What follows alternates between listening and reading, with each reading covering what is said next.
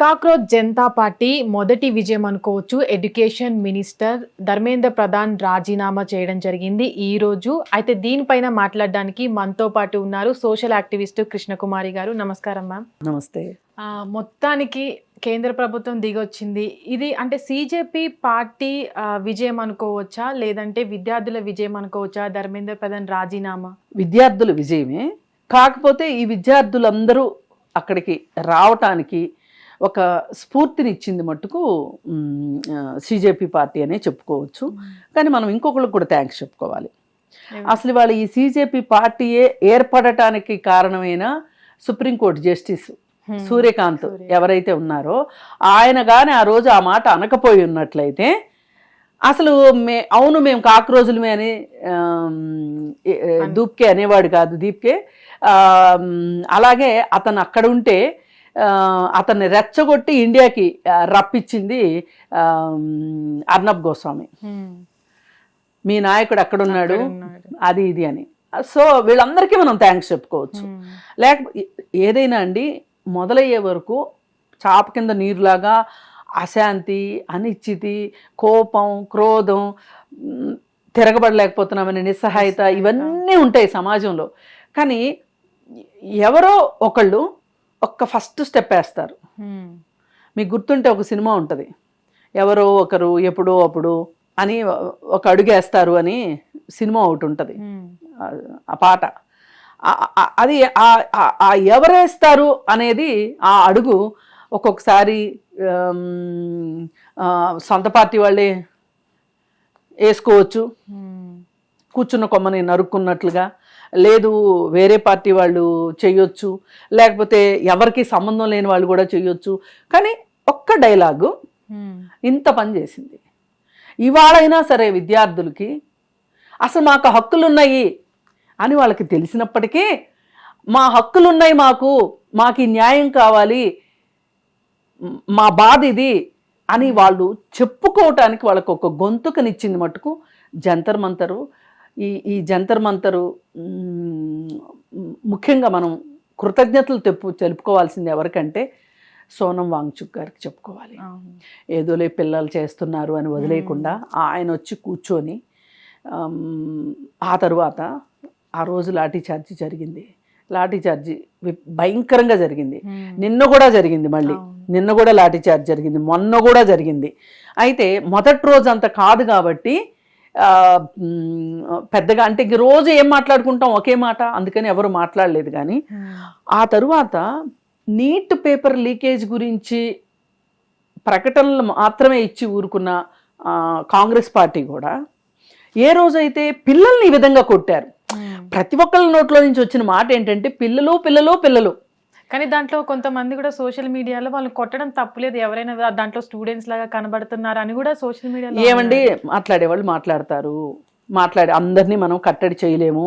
ఇప్పుడు చాలా డైలాగ్స్ వచ్చినాయి, వాటన్నిటికీ ఇప్పుడు ఒక్కొక్కటి సమాధానాలు వస్తున్నాయి. అవన్నీ కూడా మాట్లాడుకుందాం మనం. అయితే ఇప్పుడు ఆ రోజు రాహుల్ గాంధీ వాళ్ళు మెరుపు ఆలోచనతోటి మోడీ ఇంటి ముందు ధర్నా చేయటం కూడా ఈ మొత్తాన్ని ఒక మలుపు తిప్పింది. అంతకుముందంతా ఇది అప్పుడే పుట్టిన పార్టీ కాక్రోచ్ జనతా పార్టీ, అలాగే ఒక సోషల్ యాక్టివిస్టు వాళ్ళు చేస్తుంటే కానీ వాళ్ళని నమ్మి పిల్లలు వచ్చారు. చూడండి పిల్లల గొప్పతనం కూడా ఎక్కడెక్కడి నుంచి వచ్చారండి, ఎక్కడెక్కడి నుంచి ఒక్కొక్కళ్ళు శనగలు ఉల్లిపాయలు మూట కట్టుకొని వచ్చిన పిల్లలు, ఏం దొరుకుతుందో ఏం దొరకదో అని ఇళ్లలో చెప్పొచ్చిన పిల్లలు కొంతమంది, చెప్పకుండా వచ్చిన పిల్లలు కొంతమంది. చెప్పొచ్చిన పిల్లలు ఒక యుద్ధమే చేసి వచ్చి ఉంటారు. అందరి తల్లిదండ్రులు ధైర్యంగా ఏం పంపరు, వెళ్ళండి అని ఎవరు పంపరు. ఎక్కడో వామపక్షాల వాళ్ళ పిల్లలు తప్పితే వేరే వాళ్ళ పిల్లల్ని పంపరు. కానీ ఇక్కడ ఇది జరిగేసరికి వాళ్ళు ఆ మెరుపుదాడి మోడీ ఇంటి ముందు చేసేసరికి అది ఒక రకంగా వాళ్ళు ఒక ప్రధాని ఇంటి ముందు ప్రదర్శన చేయటమా ధర్నా చేయడమా అనేది. పైగా వాళ్ళు డిమాండ్లు కూడా కొంచెం గట్టిగానే చెప్పి ఆ డిమాండ్లు లేకపోతే కుదరదు అంటే వాళ్ళని అరెస్ట్ చేసి తీసుకెళ్లారు. అప్పుడు కూడా లాఠీ చార్జ్ జరిగింది, అప్పుడు కూడా దెబ్బలు తగిలినాయి. అప్పుడు కూడా ప్రియాంక గాంధీని మేల్ పోలీసు ముట్టుకుని తీసుకెళ్లారు. ఫిమేల్స్ని ఎప్పుడు కూడా మేల్ పోలీసులు అంటుకోకూడదు. అయితే ఈ ఈ ఈ ఉద్యమంలో ఒక రకంగా కలిసి వచ్చే కాలానికి నడిచొచ్చే కొడుకు పుడతాడని సామెత ఎట్లయితే ఉంటుందో, ఈ పిల్లలు ప్రతి ఒక్కళ్ళు పిల్లలని ప్రాణాలు తీసుకున్నారు. నిజంగా మన పిల్లలే అక్కడ ఉన్నారా అని ఫీల్ అయిన మానవతావాదులు ఉన్నారు, హృదయం ఉన్న మనుషులు ఉన్నారు, మనసుతో ఆలోచించిన మనుషులు ఉన్నారు చాలామంది. వాళ్ళందరూ సోషల్ మీడియాలో ట్వీట్లు పెట్టేవాళ్ళు అయితే ట్వీట్లు పెట్టడము, లేదు అనుకుంటే మాటల్లో మాటలుగా మాట్లాడుకోవటము, మనలాంటి వాళ్ళం వీడియోలు చేస్తే వాటి కింద కామెంట్లు పెట్టడము, ఇలా రకరకాలుగా ప్రతి ఒక్కళ్ళు ఏదో ఒక రకంగా స్పందించారు తప్పితే ఇది మన విషయం కాదు, మన అబ్బాయి నీట్ రాయట్లేదు, మన అమ్మాయి నీట్ రాయట్లేదు, ఆల్రెడీ పోనీ రాసేశారు మనకెందుకు అని మనసున్న వాళ్ళు ఎవరో ఆలోచించాల. మనసు లేని వాళ్ళు, కేవలం భారతీయ జనతా పార్టీ అంటే ఇష్టం ఉన్న వాళ్ళు మాత్రమే, వాళ్ళ ఎజెండాని ఫాలో అయ్యే వాళ్ళు మాత్రమే, ఆర్ఎస్ఎస్ వాళ్ళు అట్లాంటి వాళ్ళు మాత్రమే దీన్ని వ్యతిరేకించారు తప్పితే మీడియా కూడా చాలా వరకు కవర్ చేసింది. మొదటి రోజు కవర్ చేయకపోయినా తర్వాత అర్థం చేసుకుని కవర్ చేసింది. ఇంకపోతే ఒక మీడియాలో వచ్చిన ఒక్కొక్క వార్త ఒక్కొక్క మార్పుకి బాటలు వేసిందంటే చెప్పొచ్చు. మీడియా అంటే ఇది అనిపించేలాగా ఉంది ఈ సందర్భంలో. ఇప్పుడు అతను ఎవరో శనగలను ఉల్లిపాయలు తీసుకొచ్చుకుని కూర్చుని తింటున్నాడు, కాళ్ళకి దెబ్బలు తగిలి కూర్చున్నాడు. ఒక అతను వెళ్ళి మైక్ పెట్టాడు. మైక్ పెడితే ఏంటి ఇవి తింటున్నావు అంటే, ఇక్కడ ఏమైనా దొరుకుతాయో లేదో అని చెప్పి మా అమ్మ ఇవి ఇచ్చి పంపించింది అని చెప్పాడు. ఇది అతను పోస్ట్ చేశాడో లేదో, ఎక్కడెక్కడి నుంచి దేశ విదేశాల నుంచి స్విగ్గీ జొమాటోలో ఫుడ్ ఆర్డర్ పెట్టారు. అసలు ఇది నభూతో నభవిష్యత్ అనమాట. అసలు అక్కడ పైగా ఇంకొకళ్ళు ఎప్పుడైనా సరే సిక్ మతానికి సంబంధించిన వాళ్ళు, వాళ్ళ గురుద్వారాలు ఉంటాయి కదా, వాళ్ళు ఏం చేస్తారంటే గురుద్వారాల్లో వంటలు చేయించేసేసి లంగర్ వేసేసి ఫుడ్ పెట్టేస్తారు. ఎక్కడ ఎవ్వరు యాజిటేషన్ చేస్తున్నా, ఎవరికి తిండి లేదు అన్నా కానీ వాళ్ళు ముందుంటారనమాట. వాళ్ళు వచ్చేసి వాళ్ళు ఇట్లా రకరకాల మనుషులు, కొంతమంది అయితే ఉద్యోగాలు మానేసి వచ్చి అక్కడ వాలంటీరింగ్ చేసిన వాళ్ళు, అలాగే ఇంకొకళ్ళు ఎవరో డిస్పోజబుల్ టాయిలెట్స్ తీసుకొచ్చి పెట్టారు. ఇట్లా అసలు ఎవరికి తోచింది వాళ్ళు అక్కడ ఉన్నప్పుడు వాళ్ళకి ఏం కావాలి, పిల్లలకి మన ఇంట్లో పిల్లలకైతే ఏం కావాలని మనం అనుకుంటామో అట్లా అన్నీ సమకూర్చారు. ఈ సమకూరిస్తే కొంతమంది, మరి వాళ్ళని ఏమని పిలవాలో నాకు తెలియట్లేదు కానీ, వాళ్ళ మనసులో ఉన్న అక్కసనంతా వెళ్ళగక్కి ఎవరి దగ్గరో మార్కులు వేయించుకోవాలి, ఇంకేదో ఎవరి దృష్టిలోనో పడాలి, మనము చాలా సాంప్రదాయవాదులు అనిపించుకోవాలి, ఇట్లా రకరకాల ఆలోచనలతోటి కొంతమంది కొన్ని వీడియోలు చేసి పెట్టారు. అసలు వీళ్ళకి ఫుడ్ ఎక్కడి నుంచి వస్తుంది, అసలు ఈ ఉద్యమంలో పాల్గొన్న వాళ్ళందరూ నీట్ రాసిన వాళ్ళేనా వీళ్ళేనా, అసలు అవన్నీ నీట్ రాసే మొహాలేనా, డాక్టర్లు అయ్యే మొఖాలేనా, ఇలా అసలు వాళ్ళ నోటికి ఏదొస్తే అది. ఎందుకంటే మనము నోటితో అన్నం తింటామని మాత్రమే తెలుసు, నోటితో వాంతులు చేసుకుంటామనే తెలుసు, కానీ నోటితో విరోచనాలు అయితే చేసుకోం. కానీ వాళ్ళు విరోచనాలే చేసుకున్నారు ఒక రకంగా. నేను ఈ మాట అనటానికి నేనేం బాధపడట్లా. ఇవాళ ఏదో ఆ మంత్రి రాజీనామా చేశాడు కాబట్టి నేను ఇలా మాట్లాడట్లా. నేను డే 1 నుంచి ఇదే స్టాండ్ మీద ఉన్నా. వీళ్ళు మాట్లాడేది కరెక్ట్ కాదు, వీళ్ళు ఇలా మాట్లాడటం కరెక్ట్ కాదు అని. విదేశాల నుంచి ఫండింగ్ వస్తుంది అని మాట్లాడారు. మాట్లాడితే ఇవాళ కేంద్ర ప్రభుత్వ విదేశాంగ మంత్రి ఎక్కడి నుంచి ఫండ్స్ వచ్చినట్లుగా ఆధారాలు లేవు అని ఇచ్చాడు. ఇప్పుడు ఏం చేస్తారు చెప్పండి మీరు? ఎందుకు ఇంత వాంతులు విరోచనాలు చేసుకున్నారు? ఇప్పుడు ఏం చెప్తారు మరి దీనికి సమాధానం? అంటే మీరు మాట్లాడే మాటలకు విలువ ఉందా అసలు?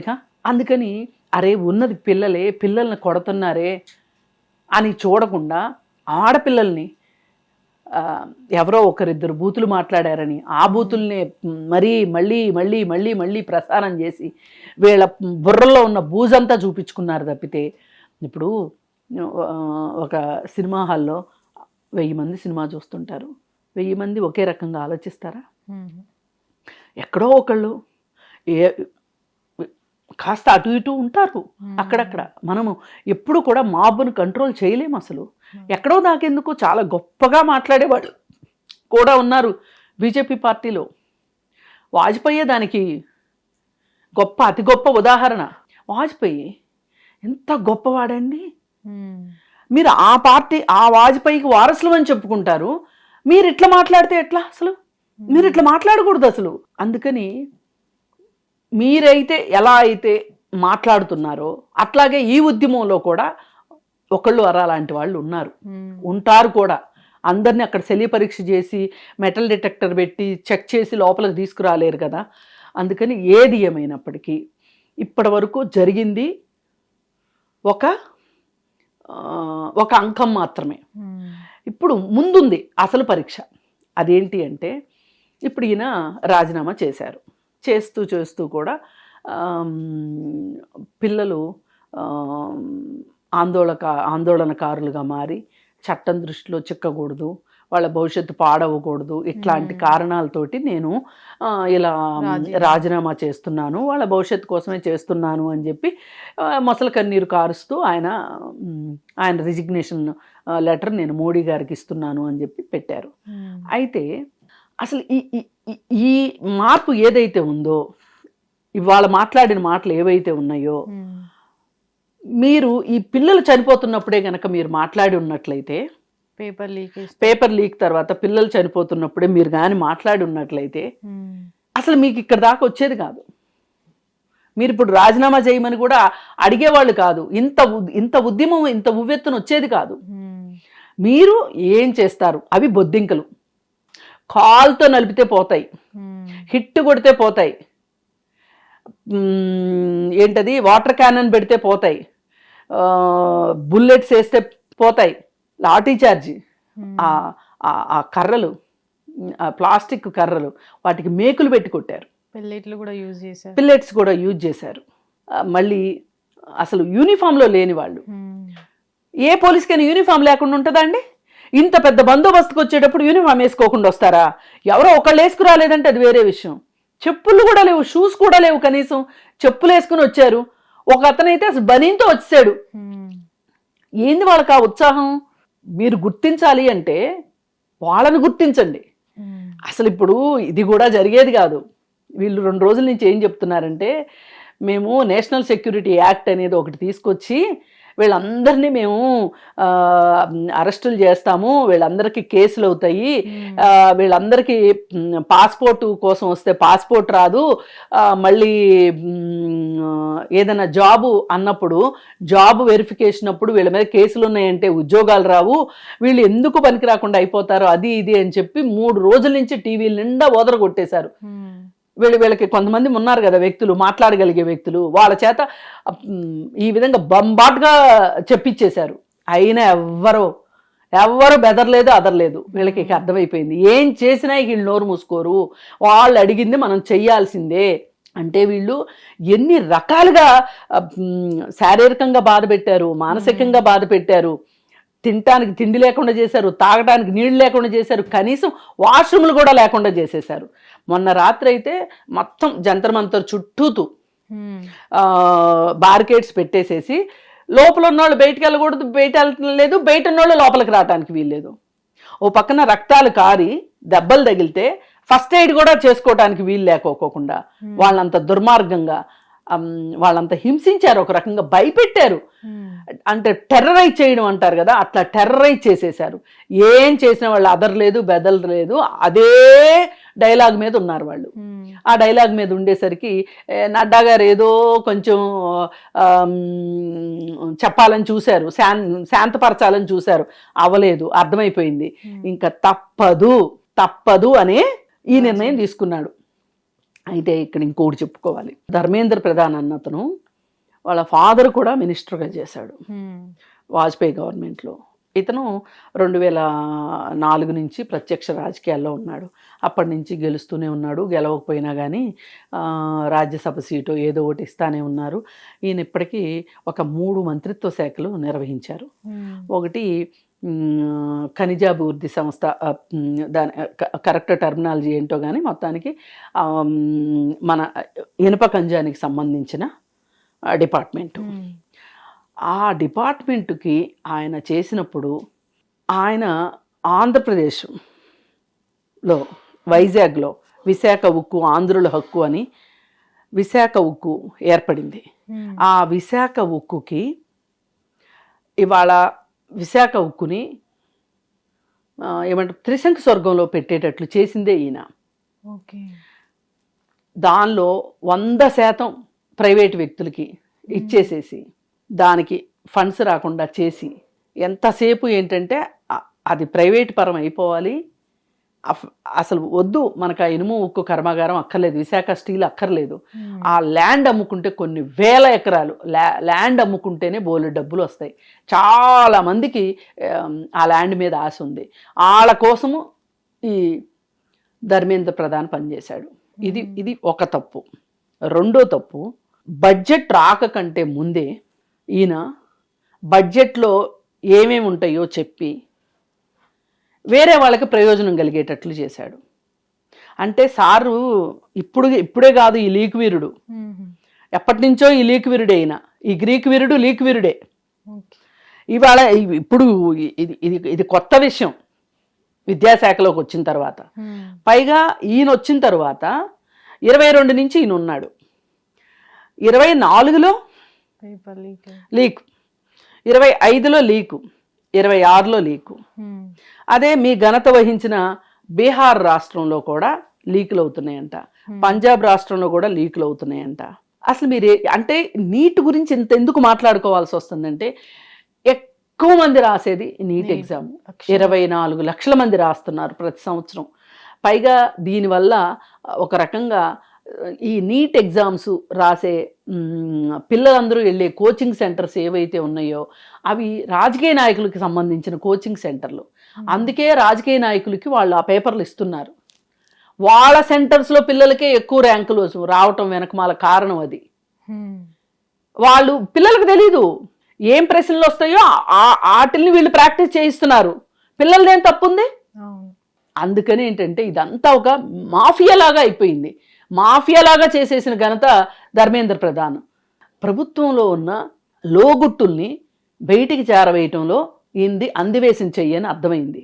ఇప్పుడు ఈయన ఈ శాఖ అయిపోయింది, ఇంకో శాఖకి ఇచ్చిన అంతే. ఆయన అలవాటు ప్రకారం అలవోకగా చేసేస్తాడు అంతే. కాకపోతే మనం పాపం ఈయన ఒక్కడనే అనుకోవడం ఎందుకులేండి, కేంద్ర ప్రభుత్వమే ఆలీబాబా 40 దొంగలు, అందరూ దొంగలే అక్కడ. అందుకని ఇక్కడ మనం చూసుకోవాల్సింది ఏంటంటే ఈ కేసులు పెడతామని బెదిరించినా, కొట్టినా, ఎన్ని రకాల హెరాస్మెంట్లు చేసినా మిమ్మల్ని అందరినీ గుర్తిస్తున్నారు. మీ ఆ ఏరియాలో ఉన్న సెల్ ఫోన్ టవర్ను బట్టంట ఎవరెవరు ఏ వ్యక్తి అయితే అక్కడ ఉన్నాడో ఆ వ్యక్తిని గుర్తిస్తున్నారంట. మొత్తం వచ్చేస్తాయంట. ఇప్పుడు చార్ట్లు పెట్టేస్తారంట. మీ అందరి సంగతి తేల్చడానికి రెడీగా ఉంది గవర్నమెంట్, సెంట్రల్ గవర్నమెంట్. పనేం లేదు ఇక ఈ పిల్లల మీదనే ఏదో పిచ్చుకల మీద బ్రహ్మాస్త్రాలు వేసినట్టు అని ఎంత భయపెట్టారంటే ఈ 2-3 రోజుల నుంచి. అసలు నాకు వాళ్ళు చెప్తుంటే చెప్పండి, ఇంకా చెప్పండి, ఇంకా చెప్పండి, మనసులో ఉన్నదంతా చెప్పండి, మీ మనసులో ఉన్న కుళ్ళంతా కుతంత్రం అంతా బయటికి దిగండి. ఇదంతా అయిపోయింది. ఇప్పుడు ఇంకా చేయాల్సినవి ఏంటంటే ఈయన రాజీనామా చేయాలి, పరీక్షా విధానాన్ని ప్రక్షాళన చెయ్యాలి. మూడోది, ఆ పిల్లలు ఎవరైతే ఉన్నారో 19 మంది అని కొంతమంది, 22 మంది అని కొంతమంది అంటున్నారు. దానికి సంబంధించిన లెక్కలు తీసి ఎంతమంది ఉంటే అంతమంది వాళ్ళకి ₹1 నష్టపరిహారం ఇవ్వాలి అన్నారు. అది ఇవ్వాల్సిందే. అయితే ఒక మేడము రోజు రెగ్యులర్గా ఫోన్ వీడియోలు చేస్తుంటుంది అనమాట, గావు కేకలు పెట్టుకుంటా. మరి అది ఆ కంచు కంఠం ఆవిడ అనుకుంటూ ఉండొచ్చు నాకు దేవుడు ఇచ్చిన వరం నా కంఠం అని.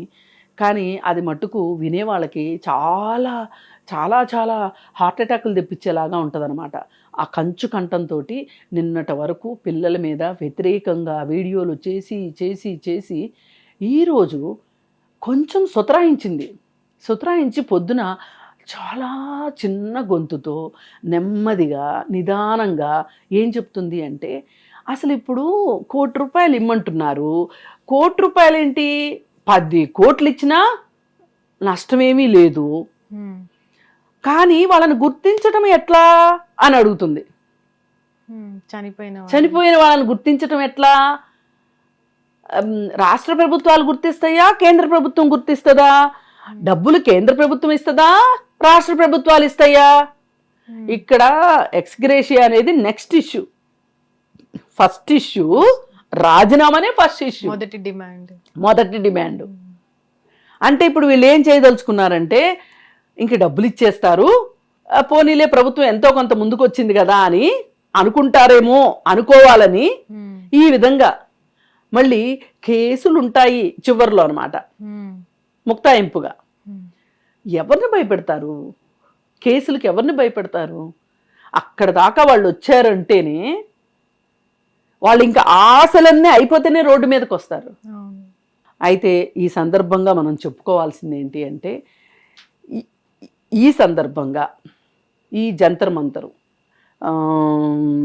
మొన్న 20వ తారీఖు కానీ 15వ తారీఖు కానీ కట్ ఆఫ్ డేట్ పెట్టుకొని, ఆ డేట్ తర్వాత ఏ విద్యార్థి మీద కూడా కేసులు మేము నమోదు చెయ్యబోము, ప్రభుత్వంలో జరిగిన ఒక తప్పిదానికి వీళ్ళంతా ఆవేశంగా వచ్చారు తప్పితే వీళ్ళకి వేరే వేరే ఉద్దేశాలు లేవు, వీళ్ళు దేశ ద్రోహులు కాదు అని చెప్పాల్సిన బాధ్యత కూడా ప్రభుత్వం మీద ఉంది. నేను అది ఇప్పుడు డిమాండ్ చేస్తున్నా. ఎందుకంటే ఇవాళ మనకి ప్రధానమైన డిమాండ్ వచ్చేసింది, అయిపోయింది. ఇంకా ఈ డిమాండ్ పెట్టకపోతే అసలు కేసు పెట్టింది కూడా వాళ్ళకి తెలియకోకుండా కేసులు పెట్టగలరు. ఒక సంవత్సరం తర్వాత, 2 సంవత్సరాల తర్వాత నీ మీద కేసు ఉంది అంటే అప్పుడు ఏం చేస్తారు? అదేదో ఇప్పుడే మాట్లాడాలి. ఈ 15 రోజుల్లో మట్టుకు ఎవ్వరిపైన కేసు నమోదు కాకూడదు, భారతదేశం మొత్తం మీద ఏ విద్యార్థి మీద కేసు నమోదు కాకూడదు. అంటే దీనికి సంబంధించి మాత్రమే. వేరే ఏదన్నా చేస్తే అది వేరే విషయం, దానికి సంబంధించి మనం మాట్లాడకూడదు. ఈ ప్రొటెస్ట్కి సంబంధించి ఈ బొద్దింకల సమావేశానికి వెళ్ళినందుకు కానీ, నిరసనలో పాల్గొన్నందుకు కానీ వాళ్ళ మీద ఏ విధమైన చర్యలు ఉండటానికి వీల్లేదు. అలాగే ప్రభుత్వం దగ్గర నుంచి వచ్చే సంవత్సరం నుంచి ఎగ్జామ్స్ సరిగా పారదర్శకంగా నిర్వహిస్తామనేది ఒకటి. రెండోది నన్ను అడిగితే, అసలు ఈ మెడికల్ సీట్లకు సంబంధించి నేషనల్ ఎగ్జామ్ కంటే కూడా ఏ రాష్ట్రానికి ఆ రాష్ట్రం, ఏ యూనివర్సిటీకి ఆ యూనివర్సిటీ ఎగ్జామ్ అయిపోవాలి. అయిపోయిన తర్వాత వీళ్ళు ఎంబీబీఎస్ అయిపోయిన తర్వాత వీళ్ళందరికీ నేషనల్ ఎలిజిబిలిటీ టెస్ట్ ఒకటి పెట్టాలి. ఇప్పుడు ఫారిన్ స్టూడెంట్స్ ఇండియాకి వచ్చినప్పుడు వాళ్ళకి టెస్ట్ పెడుతున్నారు. ఆ టెస్ట్ లాంటి టెస్ట్ పెట్టారనుకోండి, ఇప్పుడు లాయర్స్కి కూడా పెట్టారు. ఆ టెస్ట్ పాస్ అవ్వాలి. కాలేజీలో లా చదివినా కానీ మళ్ళీ ఎగ్జామ్ రాయాలి. ఇప్పుడు బిఎస్సి బిఈడి చేసిన వాళ్ళకి డిఎస్సి పెడుతున్నారా లేదా? అట్లా డాక్టర్లకు కూడా క్లియరెన్స్ ఎగ్జామ్ ఒకటి పెట్టారనుకోండి, అటు ఫారెన్ నుంచి వచ్చిన స్టూడెంట్స్కి ఇబ్బంది ఉండదు, ఇక్కడ లోకల్గా ఉన్న స్టూడెంట్స్కి ఇబ్బంది ఉండదు. పైగా ఈ వేలంపాట్లో 1 కోటి, 2 కోట్లు, 3 కోట్లు పలుకుతున్న మెడికల్ సీట్లకి ఎంతో కొంత అడ్డుకట్ట పడుతుంది. మీరు మోయలేని భారం నెత్తికెత్తుకుని దారిలోనే కింద పడేసి పాలు పెరుగు నేలపాలు చేయటం కరెక్ట్ కాదు అసలు. ఎందుకు మీకు అంత బరువు బాధ్యత లేదు? ఇదివరకు లేదు. ఇది ఏ యూనివర్సిటీకి ఆ యూనివర్సిటీ ఎగ్జామ్ పెట్టుకునేవి. డీమ్డ్ యూనివర్సిటీలో స్టేట్ లెవెల్ టెస్ట్ ఒకటి ఉండేది, కర్ణాటక వాళ్ళకి కర్ణాటక టెస్ట్ ఉండేది, తమిళనాడు వాళ్ళకి తమిళనాడు టెస్ట్ ఉండేది. అది ఈజీగా ఉండేది. అప్పుడు ఇంత గందరగోళం లేదు. వీళ్ళు వచ్చిన తర్వాతే మొదలెట్టారు. పైగా ఊరు దగ్గరికి వచ్చిన తర్వాత పెళ్ళాం గుర్తొచ్చిందంటే ఆవిడకు ఊరు వదిలి వెళ్ళిపోయినోడికి ఇప్పుడు చెప్తున్నారు మేము ఇచ్చేసేస్తాం, అచ్చేసేస్తాం. ఇక నుంచి అసలు మా మోడీ గారు ఎంతో అనుకుంటున్నారు, ఏదో చేయాలనుకుంటున్నారు అని చెప్తున్నారు. ఏమైంది 12 సంవత్సరాలు? ఎక్కడ నిద్రపోయారు మీరంతా? అంటే ఇంత జరిగితే గానీ మీకు బుద్ధి జ్ఞానం రాదా? చిన్న పిల్లలు వచ్చి మీకు బుద్ధి చెప్పాలా? అందుకని ఏది ఏమైనా ఇది పిల్లల విజయం. అంటే సిజేపీ పార్టీ నెక్స్ట్ స్టెప్ ఏంటనుకోవచ్చు? అంటే ఈరోజు రాజీనామా తర్వాత కూడా అభిజిత్ దీప్కే మాట్లాడుతూ కూడా ఒక వికెట్ పడింది, ఇంకా మనం చూడాలి, మొదటి విజయం సాధించేసామన్నారు. అంటే దీని తర్వాత వీళ్ళ వ్యూహం ఏమనుకోవచ్చు? ఇంకా ఎవరైనా టార్గెట్ ఉన్నారనుకోవచ్చా? దీంతోనే సిజేపీ పార్టీ వెనక్కి తగ్గుతుంది అనుకోవచ్చా? ఇంకా చాలా దేశంలో చాలా వరకు ప్రాబ్లమ్స్ ఉన్నాయి, దాని మీద కూడా మాట్లాడారు. అసలు మొదట్లోనే ఏం మాట్లాడారు? సర్ పేరుతోటి ఓట్లు తీసేసే అధికారిని శిక్షించాలి అన్నారు. వాళ్ళపైన దేశద్రోహ నేరం పెట్టాలి, ఉపా చట్టం పెట్టాలి అన్నారు. అలాగే ఇంకొకటి సుప్రీంకోర్టు న్యాయమూర్తులు ఎవరైనా సరే వాళ్ళు రిటైర్ అవగానే గవర్నమెంట్ ఇచ్చే పోస్టులు తీసుకోవటానికి వీల్లేదు. ఆ ఎంగిలి మెతుకుల కోసమే వీళ్ళు ఇష్టారీతిన జడ్జిమెంట్లు ఇస్తున్నారు ప్రభుత్వానికి అనుకూలంగా. అందుకని చెప్పి వాళ్ళకి అసలు ఆ అవకాశం ఇవ్వకూడదు అని చెప్పి పెట్టారు. ఇట్లా ఉన్నాయి వాళ్ళ డిమాండ్స్. బహుశా ఇది ఒక ప్రెషర్ గ్రూప్గా పనిచేస్తుంది తప్పితే బాగా పొలిటికల్ గ్రూప్గా పనిచేస్తుంది అనేంత నమ్మకం నాకు కలగట్లేదు. చూడాలి ఏం జరుగుతుంది అనేది. ప్రెషర్ గ్రూప్ అంటే ఏంటంటే ఏదైనా ఒక సమస్య వచ్చినప్పుడు ఒక యాజిటేషన్ చేయడానికి, ఇప్పుడు పొలిటికల్ పార్టీస్కి కొన్ని ఉంటాయి ఉంటాయి వీళ్ళకి అట్లా ఏం లేదు. వీళ్ళు స్వేచ్ఛ స్వతంత్రులు, అసలు వీళ్ళు ఎలా ఉండటమే కరెక్టు. వీళ్ళకి ఏ రకమైన ఆందోళనలోకి వీళ్ళు వెళ్తే దానికి సంబంధించిన వాళ్ళు వచ్చి ఆందోళనలో చేరతారు. ఇలా అయితే ప్రజలు ఎక్కువ నమ్ముతున్నారు. ఇప్పుడు రాజకీయ పార్టీల జోలికి వెళ్ళడం కంటే కూడా ఇప్పుడు ఈ పిల్లలందరూ ఒక కాంగ్రెస్ పార్టీ పిలిపిస్తే వచ్చేవాళ్ళు కాదు, వీళ్ళంతా నమ్మకం పోయింది. అందుకని వీళ్ళకి ఏంటంటే ఒక నమ్మకం కలిగించారు కాబట్టి వీళ్ళు ఇలా ఉండటమే కరెక్ట్. వీళ్ళని ప్రెషర్ గ్రూప్స్ అంటారు. సొసైటీలో ఇట్లాంటి వాళ్ళు పనిచేయాలి. వీళ్ళు తక్షణ సమస్యల గురించి మాట్లాడతారు. ఈ రోజు ఏంటి సమస్య, ఓట్లు తీసేస్తున్నారు కదా, దీని గురించి మాట్లాడతారు. మరి ఆ సీజే అలా ఎందుకు మాట్లాడాడు, అంత ఎక్కసంగా ఎందుకు మాట్లాడాడు, మరి పిల్లల్ని అట్లా కొట్టారండి ఆ వీడియోలు చూడండి అంటే నాకంత నేను పల్లెకుండా కూర్చున్నానా, నేను అంత తీరిగ్గా కూర్చున్నానా, నేను చూడను అన్నాడు. చూడను అంటే దాన్ని బోళ్ళు మంది సమర్థించారు. ఎట్లా అండి అసలు? వీళ్ళు పక్కన చెప్తున్నారు పోలీసులు కాని వాళ్ళు వచ్చారు, విచక్షణారహితంగా కొట్టారు, ఆడపిల్లల్ని కొట్టారు, ఆడపిల్లలు బట్టలు లాగారు, ఇష్టారీతిని భయపెట్టి అక్కడి నుంచి పారిపోయేలాగా చేశారు అని చెప్పి. కానీ ఒక్కటైతే వాస్తవం, ఆ సీజే ఎందుకన్నాడో తెలియదు కానీ బొద్దింక అని, అసలు నిజంగా బొద్దింకలు మామూలుగా అందరి రక్తం, జంతువుల రక్తం కూడా ఆఖరికి మనుషులది వేడిగా ఉంటుంది, బొద్దింకల రక్తం చల్లగా ఉంటుంది. అది తిండి లేకుండా దాదాపు 15 రోజులు బతకగలం. దానికి 6 కాళ్ళు ఉంటాయి, కొన్ని కాళ్ళు పోయినా బతుకుతుంది. అది తల చాలా వరకు తెగిపోయి ఇంతే ఉన్నా బతుకుంటుంది. ఒక మొండి ప్రాణి అనమాట. ఆ మొండి ఘటాలు అంటారు చూసారా, ఆ మొండి ప్రాణులు అవి మంచి ఆహారాన్ని తినవు. అవి ఇక్కడ చెత్త ఉంది, దీన్ని క్లీన్ చేయాలి అంటే అవి ప్రకృతిలో పుట్టిందే అందుకు. అందుకని మంచి పేరు పెట్టినందుకు ఆయనకి మళ్ళీ ఇంకోసారి థ్యాంక్స్ చెప్తూ, అలాగే ఈ బొద్దింకల పార్టీని నమ్మి ఇంతమంది ఢిల్లీ దాకా రాష్ట్రాల నుంచి, ఒక అతనైతే ఆస్ట్రేలియా నుంచి కూడా వచ్చాడు, కంట్రీస్ నుంచి కూడా వచ్చారు. ఇది మట్టుకు చరిత్రలో నిలబడిపోయే అంశం. ఈ మొత్తంలో మనం గట్టిగా చెప్పుకోవాల్సిన పేర్లు కొన్ని ఉన్నాయి.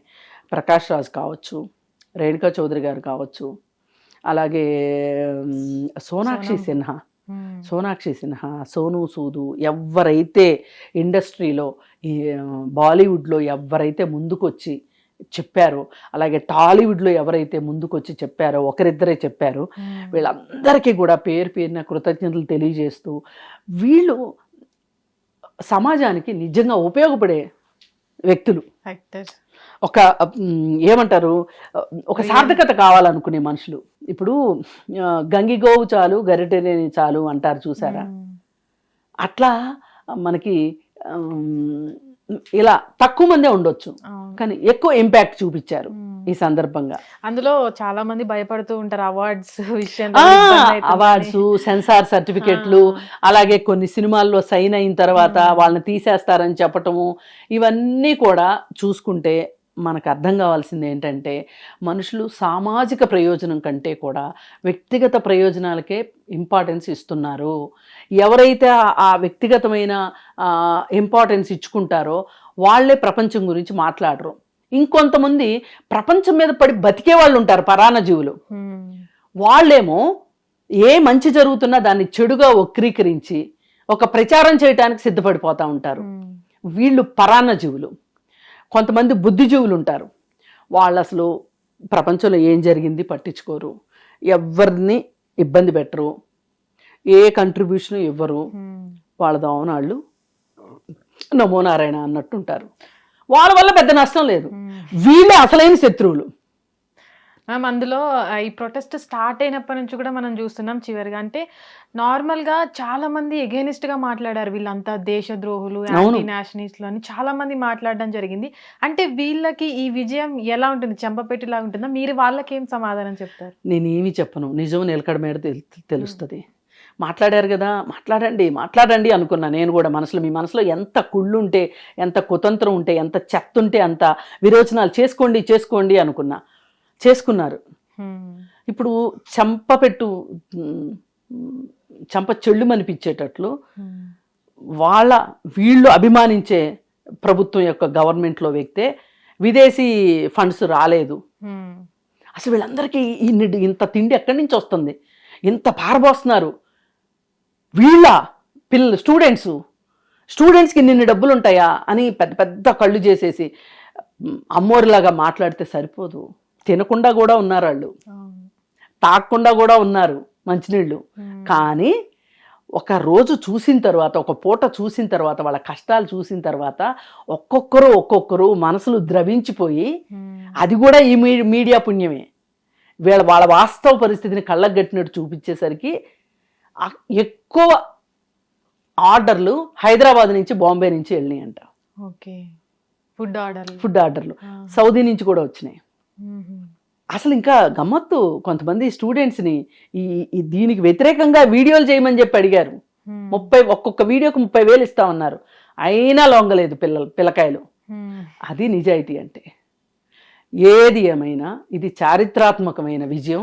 ఈ విజయంతో అయిపోయింది అని అనుకోవటం కాకుండా, ఈ బొద్దింకల పార్టీ సమాజంలో ఏం జరిగినా వాళ్ళు ఒక విజిల్ బ్లోయర్స్గా ఉంటారు అని నేను మనస్ఫూర్తిగా కోరుకుంటూ, దీంట్లో భాగస్వామ్యం అయిన వాళ్ళు, మనస్ఫూర్తిగా ఇష్టపడిన వాళ్ళు, సంఘీభావం తెలిపిన వాళ్ళు, సహాయం చేసిన వాళ్ళు, అలాగే మీడియా మిత్రులు అందరికీ కృతజ్ఞతలు తెలియజేస్తాను. హిట్ టీవీ యాప్, ఇందులో short news, live news, entertainment shows, movies, digital magazines తో పాటు మీ జిల్లా వార్తలను కూడా ఫ్రీగా చూడొచ్చు.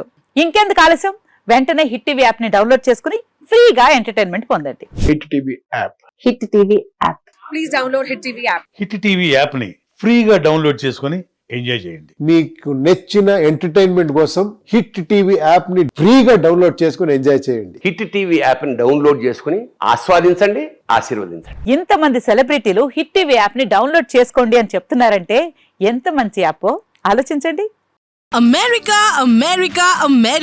అమెరికాలో చదవాలనుకునే వాళ్ళకి విశ్వసనీయమైన పేరు మన శౌర్య కన్సల్టెన్సీ. UK లో 1 year masters, UK లో 1 year masters, 2 years work permit up to 5 years visa. Contact Saurya Consultancy. Contact 89851 89851.